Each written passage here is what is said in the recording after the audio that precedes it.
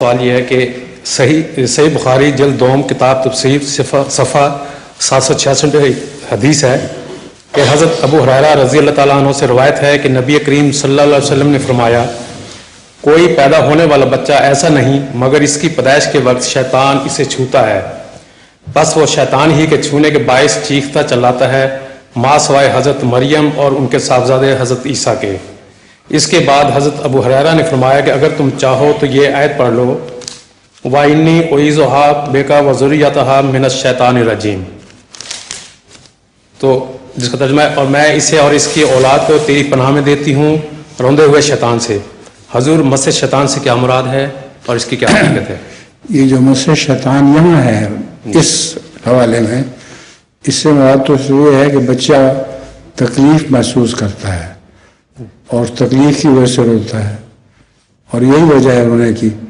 ورنہ شیطان عملاً بچے کو چھوتا نہیں ہے۔ وہ شیطان جو آپ کے ذہن میں ہے، وہ رسمی شیطان، وہ تو بچے کو نہیں چھوتا، کیونکہ عام وسلم کا دوسری جگہ قول ہے کل مولود یولد علی الفطرت ہے،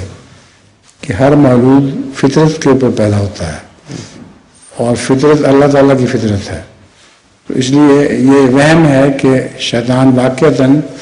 بچوں کو چھوتا ہے، اس لیے ہوتا ہے۔ شیطان سے مراد کوئی بھی تکلیف دہ چیز ہے، تو جب بچہ تکلیف محسوس کرتا ہے پیدائش کے وقت، اس وقت وہ چیختا ہے۔ تو اس کا مطلب حضور کہ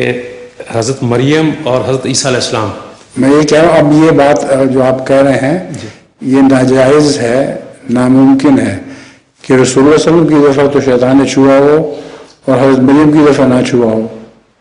حضرت عیسیٰ کی دفعہ نہ چھوا ہو، تو یہ آپ کی عقل مانتی ہے اس بات کو؟ نہیں، تو اس لیے یہ غلط ہے، یہ حصہ حدیث کا